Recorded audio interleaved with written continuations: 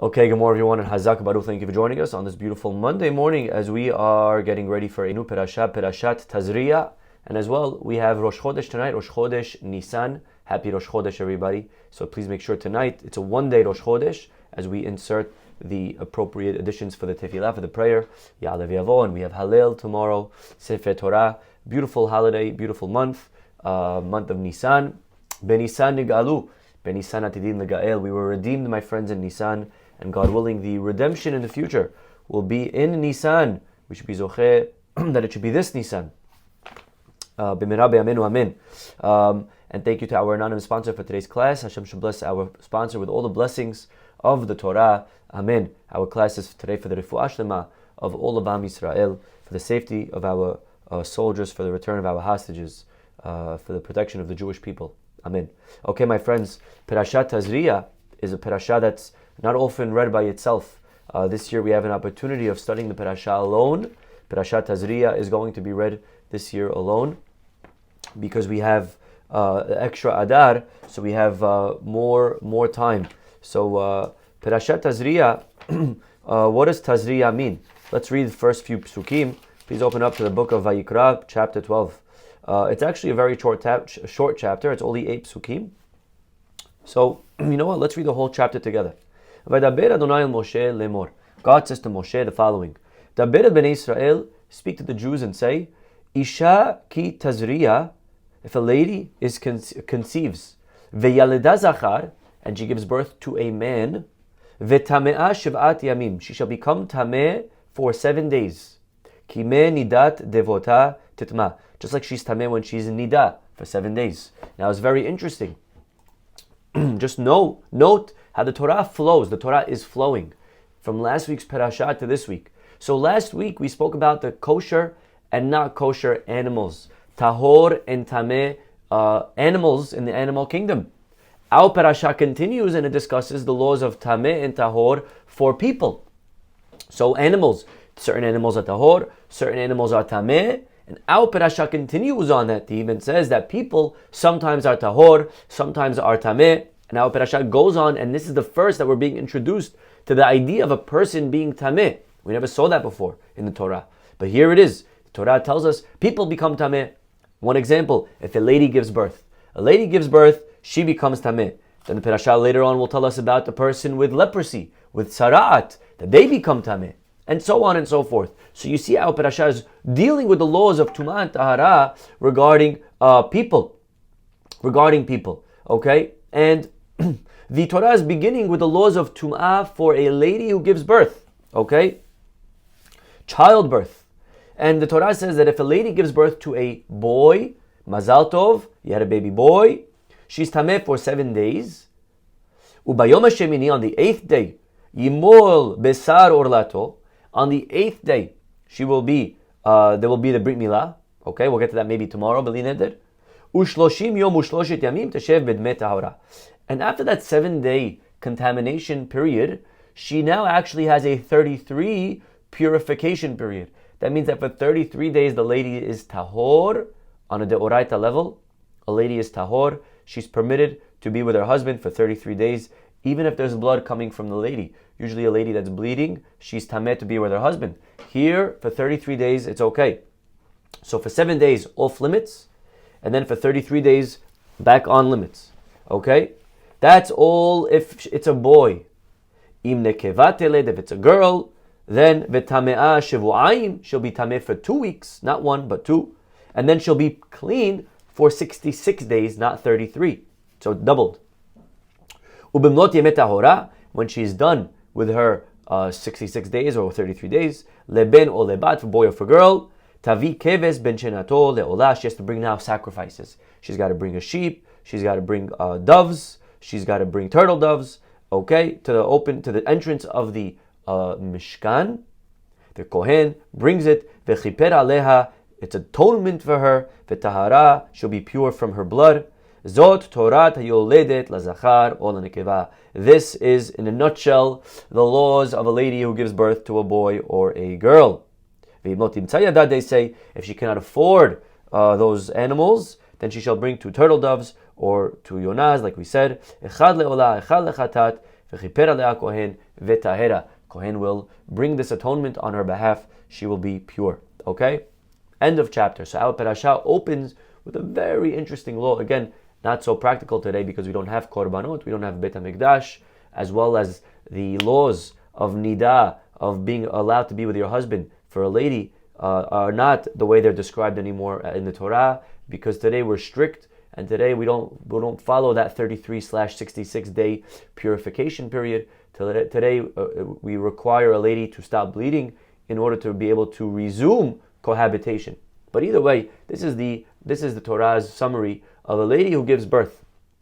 A lady who gives birth. If it's a boy, if it's a girl. Baruch atah Adonai Eloheinu melech haolam she'akol nהיה baro. Now, Orah Hayim today, I want to share with you the Orah Hayim. And he's going to give, he's going to first ask the questions. And then he's going to give 3 answers to this question. So let us see the question. Isha ki Tazria, if a lady will, Tazria, we said means conceive. If a lady conceives and gives birth.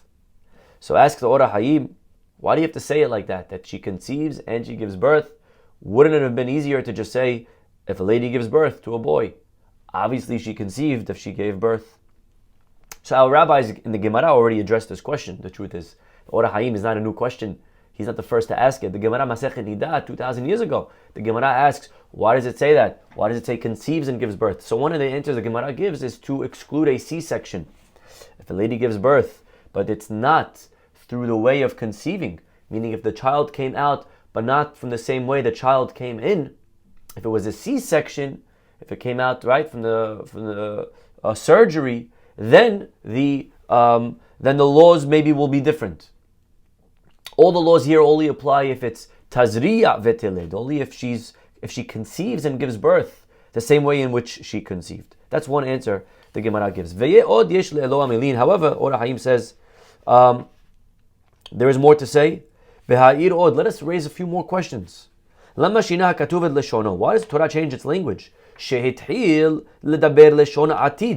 If you notice, it starts in the future.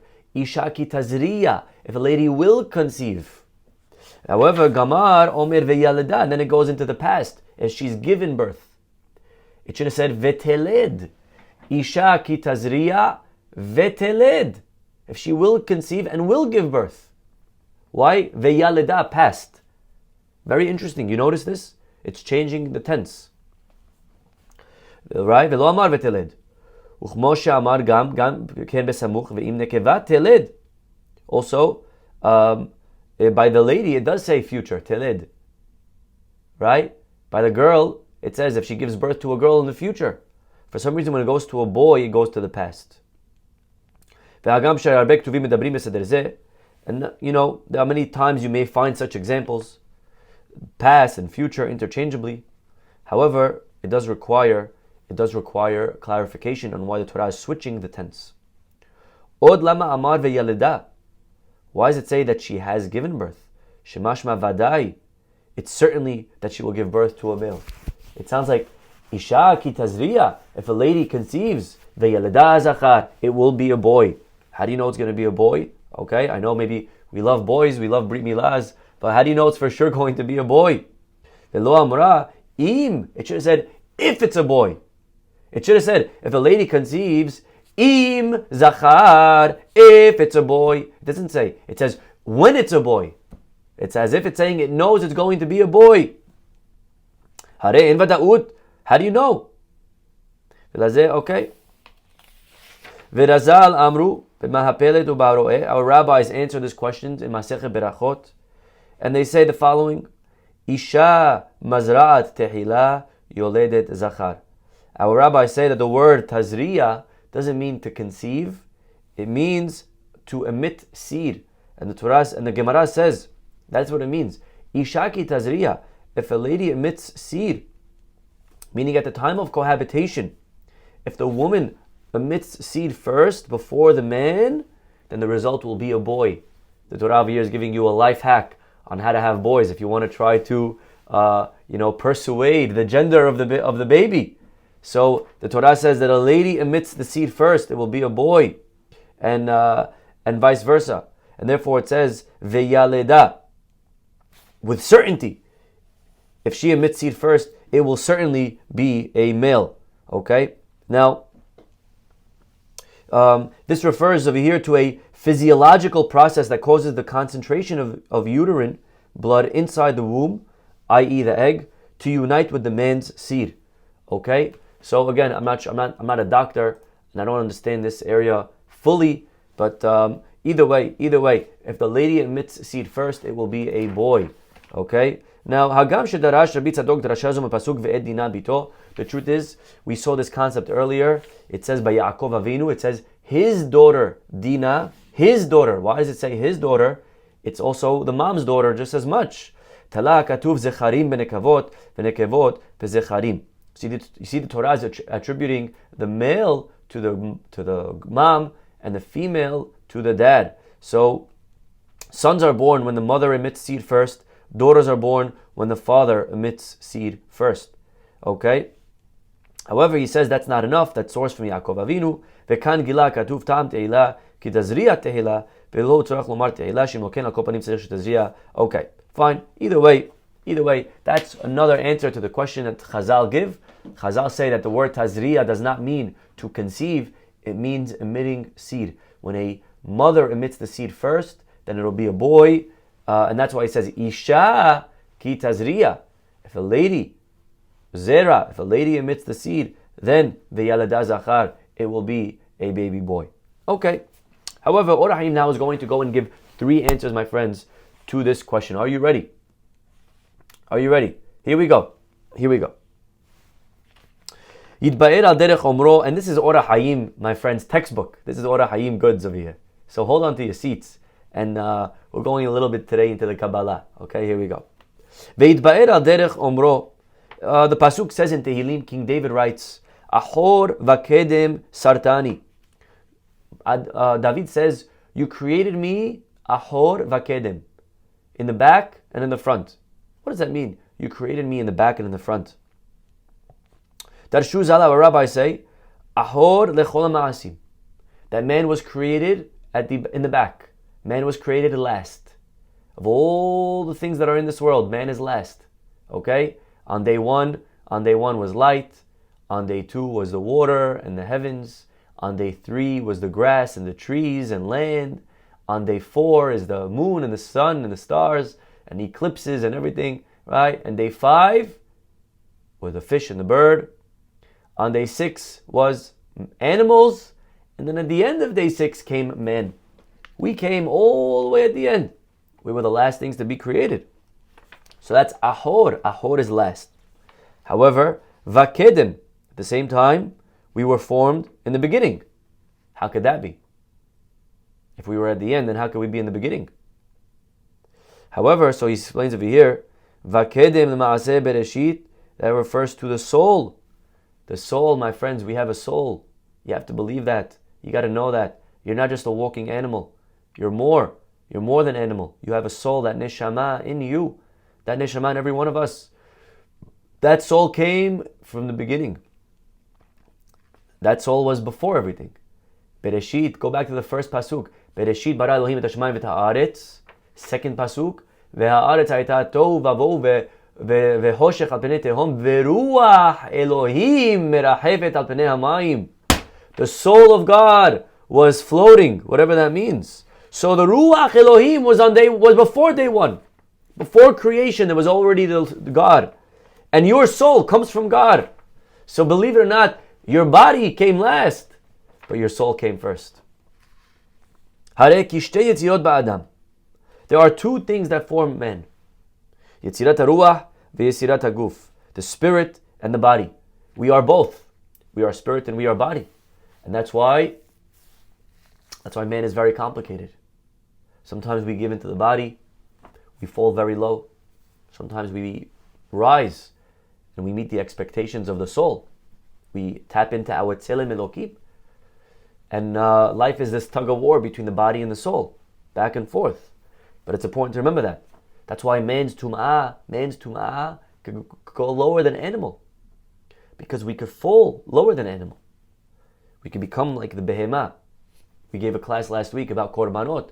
When I bring a sacrifice, what I'm basically saying is that I sinned, and by sinning, I became more in sync and in touch with my animalistic side of me. So I'm bringing an animal, as if to say, this is my brother. This bull is my brother. And I messed up. I related more to the bull than to the soul that I have. So shtei yetzirot ba'adam, we all have two components. So we have the soul, we have the body. Now, be'eta hazra'ah, our rabbis say that when it comes time to the emitting of seed during cohabitation, ki kefi hakavana asher yikaven hamazriya yamshich lezera hanefesh. Wow. So if that means every one of us has two parts, the soul and the body. The body, we know, there's the genes, there's the color, the hair, the height, right? That, we have DNA. That's given over to the child, again, through the seed. What about the spiritual DNA? When is the soul decided? The holiness, when is that? Kefi hakavana asher yikaven hamazriya. The holiness of the soul that one draws for the drop of seed that he emits. Yikaven yamshich lezera hanefesh, depends on kavana. That means the holiness of your child comes down to, my friends, the kavana that you had at the time of cohabitation. This is right here, Or HaHayim, my friends. Or HaHayim HaKadosh. He says that whatever's going on up here, that's why there's a lot of halachot about the laws of intimacy, to make sure that the thoughts are pure. The thoughts have to be pure during the times of intimacy. Im yachshov machshavot ra'ot vezohamot. If God forbid one has filthy thoughts, yamshich latipa nefesh teme'ah. He will draw an impure soul for the drop of seed. Im yachshov b'tahara yamshich nefesh kedosha. If he thinks purity, he will draw a holy soul. Your thoughts are very important at the time of intimacy. The kavanah is very, very powerful. It's important that we make sure that we're thinking holy thoughts. Shulchan Aruch writes that one should not drink from one cup while looking at another. If you understand the symbolism, one should not be thinking of another cup, so to speak, when he's drinking from this cup. And the Shulchan Aruch adds, even if both cups are his wives, polygamy, was one time practiced, and according to Torah is allowed. So even if a man has two wives, they're both of his wives, he should not think of one wife while being with another. Some even go so far to suggest that maybe that's why Yaakov Avinu, on the night that he was with his wife, when he married her, he thought it was Rahel. It really was Leah. And you find that Reuven had a difficult life. The product of that moment, of that intimacy. Reuven was born, but Yaakov's thoughts, so to speak, weren't 100% pure. It was for one lady. It was really, he was with another lady. And that created challenges for Reuven throughout his life. We even find by King Chizkiah, alav shalom, may he rest in peace, asher nasa bat navi. Chizkiah Melech, we know the story. The story was about this very famous Chizkiah King Chizkiah, that the Navi one day, the prophet Yeshaya came to him and said that he's going to die. Prepare your will, you're going to die. He said, why? I'm such a tzaddik, why am I going to die? And the Navi told him, because you didn't even do the first mitzvah. The first mitzvah of Peru Urbu you didn't even do. What do you mean you're a tzaddik? You're not a tzaddik. He said, I'll tell you why I didn't do Peru Urbu. He told the prophet, because I saw in the future that my child is going to be wicked. This is Planned Parenting over here. The first case of Planned Parenthood.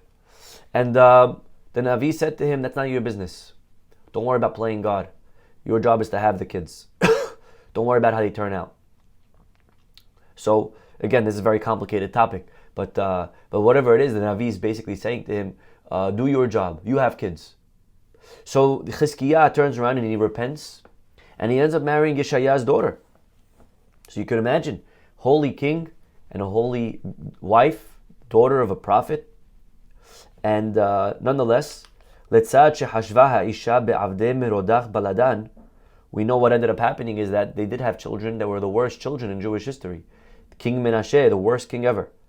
And the Or HaHayim over here suggests that it's because when she was cohabitating with her husband, she had thoughts of the servants of Merodach Baladan, who was the king of Babylonia, who had come to visit her husband that day. So during the intimacy, she was thinking of another man, and therefore she drew a bad soul for her 2 sons. Ora hayim, my friends, yikes. Wow, okay. Im ken, if so, ikar haleda shehi hamshachat hanefesh leubar. So the primary birth, the main birth, is the soul. And that the birth of that soul, that means the holiness of that soul. Hi b'sh'at hazra'ah. It's during the emitting of seed, vekodem la melefaneha, and also before it. But the idea is that the thoughts that you think in advance to intimacy are crucial. Because once the seed is left, the thought process from which the seed will be formed has already taken place. So the thoughts, my friends, again, the thoughts are super, super important, are very, very powerful. So that's what our pasuk is saying. Come now and let's read the pasuk together. This is what the Torah is trying to convey. Ki Tazria veteled. If a lady will emit seed and she has given birth, modia katuv ki ikara leda hu b'shat hahazra'a. The primary birth of the child is at the time of the emission of the seed. So that's what it means. Isha ki Tazria. The main moment is at the Tazria, is in intimacy. The rest of your life, you could raise your kids, you could try your best, but the holiness of the soul of the child is during the moment of intimacy.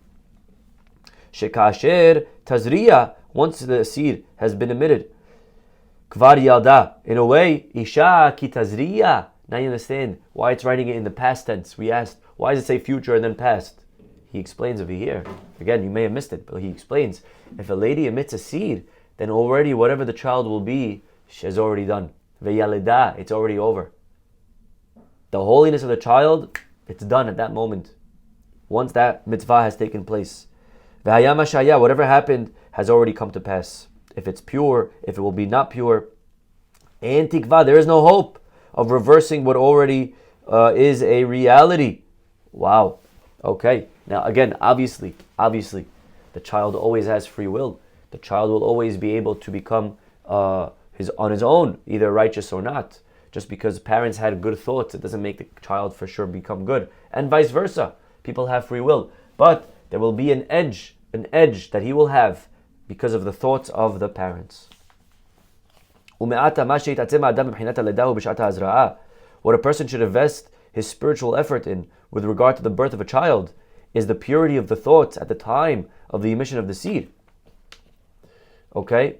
Because that is the primary birth of the soul component of the child, which is the chief element of man. When an entity comes into being, even if this is hidden, this is still called a birth. That means that you may not see the soul. You may not say, Rabbi, I don't see that happening. It doesn't matter. It's a reality. It's a reality. We know that. Take a look. This is going a little bit deeper right now. My friends, you only get this over here.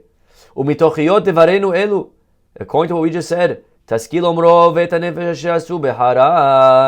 we know that Abraham and Sarah, when they left, Lech Lecha, when they left, it says they took with them all the souls that they made in Haran. What does that mean, the souls that they made in Haran? So on a simple level, it means the people they converted. All the people that they converted, they brought with them. However, Ora Hayim says, Shehem HaNefashot. It's referring to Nefesh, literally, the souls. It doesn't say converts, it says souls. Why does it say it like that? It's referring to the holy souls that Abraham and Sarah made by way of their zivug, of their cohabitation. Hagam shelo hayta Sarah yoledet, even though Sarah was barren and did not give birth to children. Kol zika vezika. However, every time they were together, hayu molidim nefashot, they would give birth to souls. Wow, unbelievable. The Ora Hayim is saying that every time a person is with their spouse and they're doing the mitzvah, they're creating souls. Whether the soul ends up becoming a body or not, the soul is still there. Even though no body is being built. And therefore, it's important to make sure that your thoughts are always pure. Even if it's not in a time of a year or life that you're trying to have children. It does not alter the truth that Abraham and Sarah produced souls. Now, if you want to go a little bit deeper, you ready? You want to go a little bit deeper? all those people that converted, when they converted, they got a new soul. Their soul that they received the souls that were drawn by Avraham and Sarah.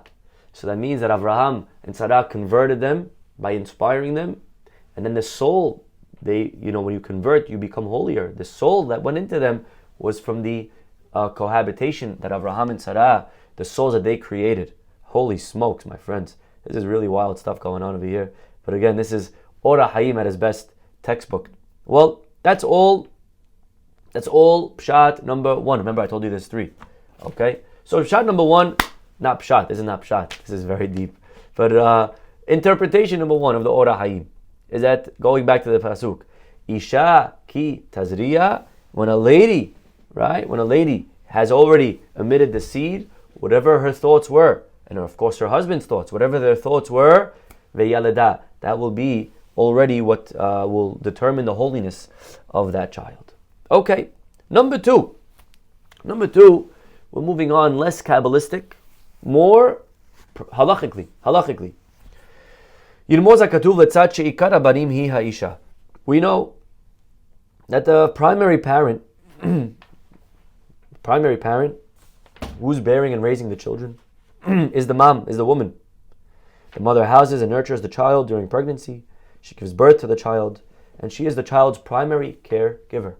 Okay, this is a fact, and this is beautiful. This is why Hashem created women more emotional, because the woman is her job to sit there and talk to her child and to listen to them, to her children. So the mom needs to be that. The dad, not so present. The dad's working. He doesn't need to have the EQ. He needs to have more of a physical build, the robust. He's got to be more maybe IQ, whatever it is. But you see from the way men and women are created, their tendency, that was the original system. Now, of course, a lady could have a career. It's not what it's saying. But for a lady to feel shame, today, unfortunately, we're seeing that there's a shift. A lady feels bad that she's just a stay-in-home mom, as if to say that it's such a simple, easy task, raising the future generation, raising children. Of course, this is a corruption of society when we get to the level that a lady has to apologize for being a stay-at-home mom. Well, he says over here, Ikara banim hi Aisha. A lady, the main parent at home is the mom. That's a fact. Again, there may be exceptions. There may be cases where the mother works and the dad's the one that's home, whatever. But the rule of thumb is that the mom is usually the one that's raising the children. Now, there's concerns here, because actually, technically speaking, a lady is not obligated to procreate. The mitzvah of procreation is incumbent only upon men, right? The mitzvah of peru urbu was directed to men. Lady technically doesn't have mitzvah of peru urbu. So if that's the case, lo tetratzeh beholada, a lady might not want to have children. If a lady is, looking just at the Torah's command, a lady says, okay, if I'm not obligated, I don't want to do it. It's first of all, tzad hatzad, there's a lot of pain in having children. Also, mitganet baleda, she loses attractiveness. She loses attractiveness during the birthing process. Okay? So, al-ken lo tahpot linaseh, a lady may not want to have kids. A lady may not want to get married if there's no mitzvah to have children. And by the way, he adds over here that even if a lady does get married, there's concern that her intent will be to satisfy her base desire rather than produce children. Ki shela gadol, for in a way her desire of intimacy is greater than that of a man. Lazeh, therefore, so the Torah is therefore coming in promising that even though she is not commanded to bear children, Isha ki Tazria. So the Torah over here, second approach of the Ora Hayim, is that when a lady if she will procreate, veyaleda zachar, she will be like a man. She will be like a man in this regard means she will have mitzvot. The same way, yes, maybe she's not obligated, but she will receive reward just like a man receives reward. That is the second approach of the Ora Hayim. And thirdly, the third and last one for today, is that the pasuk is alluding, my friends, to the times of Mashiach. So here we go. Yirmoz hakatuv al Knesset Israel. The pasuk here is alluding to the Jewish people. Asher matzinu shenekret isha. We are called Hashem's wife. We know that every day we put on the tefillin and we say, Ve'erastich li leolam. God, I will marry you. We are known as God's wife. There's many psukim that support this idea. We are called Eshet Neurim. Okay? Either way, we are God's wife.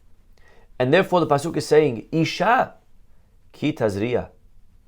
When the lady, i.e. the Jewish people, ki Tazria, perush, hazra'at mitzvot u'ma'asim tovim. When the Jewish people, what does that mean? When we conceive. Over here it means when we conceive with mitzvot, when we emit a seed of mitzvot and good deeds. Al derech omro, like the pasuk says in Hosea, zir'u lachem litzdaka. Make sure you plant righteousness. So you see zera, planting, is talking about mitzvot over here. So pasuk is alluding to Isha, the Jewish people, when we do many mitzvot, ve'yalada zachar, and then we give birth to a male. What does that mean? Perush tihiyeh holadata zachar. The Torah is stating with certainty that her product will be a male. Perush. What does that mean, male? You should know, he says, behinat hazachari, behinat elyona vinat hanekeva. Whenever we refer to male and female, the male aspect is always stronger. We know that in general, the male is stronger than the female. And whenever we refer to something as male, it means that it has more endurance, it has more durability. Therefore, generally speaking, the Torah refers to higher aspects of things as their male aspect. Okay, so now what? So look what he says. Odia katuv. So the pasuk is saying, Isha, when the Jewish people, Isha, ki Tazria, if we will do mitzvot and good deeds, Vadai shetolid hadragot elyonot, we will produce the highest degree of revelation that Hashem is the master of the world, and that means that we will merit a geula, a redemption that is of the male type. Ve'yaleda zachar. Im Yisrael yizku al yedei ma'aseh maksherim. The Jews will experience a male type of redemption as opposed to a female type of redemption. What does that mean? That a male type of redemption. So he says over here, Yikaven lahavdil ben hageula hamehuket. This is distinguishing between the redemption of Mashiach that we're waiting for, achake, we're waiting for it. Lageula she'avra shel Misraim she'ayu Yisrael eryom ve'erva. Comparing to the redemption that we experienced 3,300 years ago in Egypt. You know, the redemption from Egypt, unfortunately, it was nice. Ota geula tachlita lo amad, but that redemption did not endure, as we can tell. We left Egypt, it's true. But did it last? Didn't last. We went back into Galut. We lost the Beit HaMikdash 2 times. We went into Bavel. We had Persia. We had the Greeks. We have the one that we're in right now. So the Geulah of Misraim was nice, but it wasn't complete. We left Egypt. But actually the commentaries point out that in a way, the Jewish people knew that when we left that Geulah, it wouldn't be a complete redemption. Remember when Moshe asked God, "What's your name?" at the burning bush? What did God say? What did God say his name was? Anyone remember? Give it a second. Who remembers?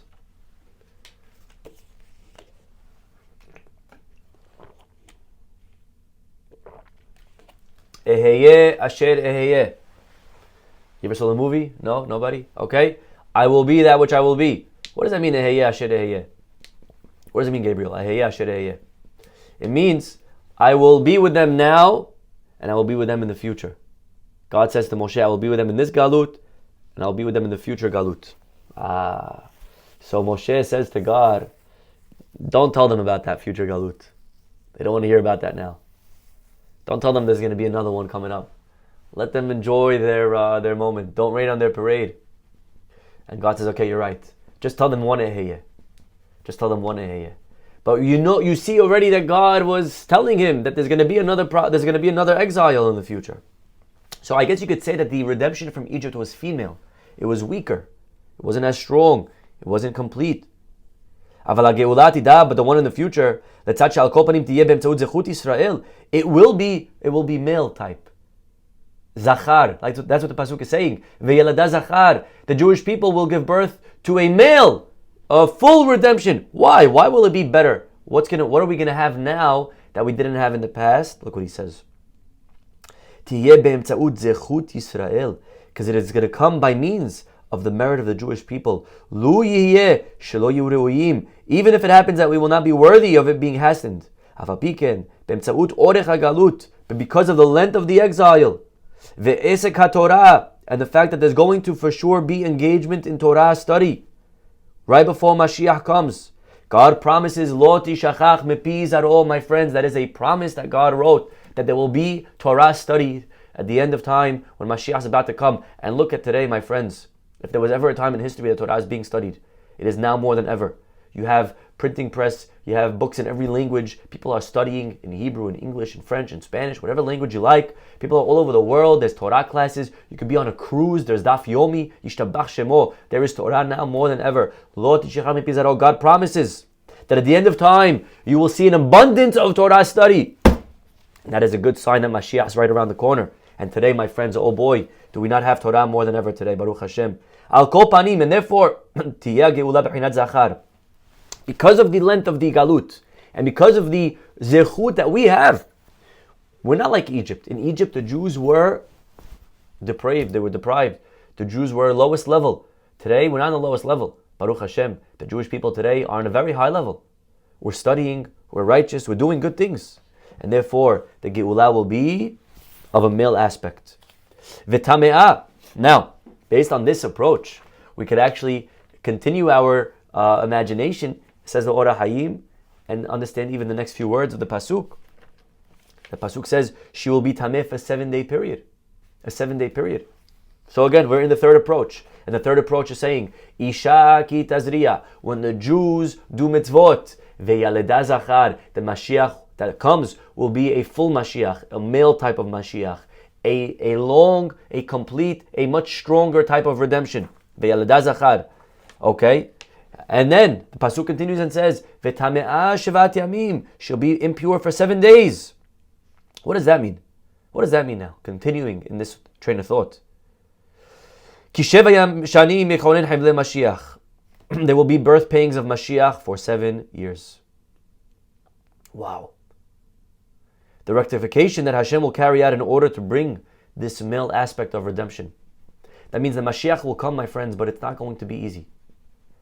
The rabbis already told us in Sanhedrin, Shavua Sheben David Ba, that the 7-year period in which King David will arrive will be a difficult one. It will be filled with tribulations for those 7 years. Even so much that one rabbi said in the Gemara, I hope he comes, but not in my time. That is the difficulty of which certain rabbis saw Mashiach coming with. Greatness comes only with difficulty, my friends. That's a rule of life. Some people want to be rich, but they don't want to work hard. They just want to win the lottery. Some people want to have a good marriage, but they don't want to work on their marriage. They just want to have a good marriage. Some people want to have good kids, but they don't want to raise those kids. They just want to plug them in. You can't plug your kids in and be MIA for 25 years and then wake up and expect your kid to be a tzaddik. You want to have good kids, you got to raise. It takes effort. Mashiach, my friends, is going to require effort. It's not going to come easy. So these are the 7 days of Tum'ah, refers to the 7 years of pain. L'yaseram u'zakekam, to chastise the Jews and to purge them of any impurities. And that's what the pasuk says, V'tame'ah, she shall be tameh. Yichetz ha'yisurim l'b'chinat ha'tum'ah. The Torah is associating suffering with impurity. Ki hu ha'tameh hu ha'meyased, because the force of impurity is the very same force that brings suffering. And that's what it says, Shiva'at yamim, sheva shanim. The days and years could be interchangeable. Wow. So now you read the pasuk metaphorically, completely different. When a lady gives birth to a boy and she's tameh for 7 days, is actually alluding to the end of time. That when the Jewish people do a lot of mitzvot, and then Mashiach comes like a male permanently, it's going to happen through 7 years of difficulty, of challenges. But then on the 8th day you do a brit milah. What does that mean? Perush ahar avor sheva shanim, after those 7 years of suffering. B'atchalat yom hashemini, in the beginning of the 8th day, meaning the 8th year. Then you will the flesh of his foreskin shall be circumcised. Az ya'avir Hashem b'hinat ha'orla me'ha'olam. God will remove the foreskin. He'll remove the orla. He'll remove the impurity from the world. Like the Navi promises in Zechariah, Ve'et ruach hatumah a'avir min ha'aretz. The spirit of impurity I will remove from the land. This will be in the 8th year.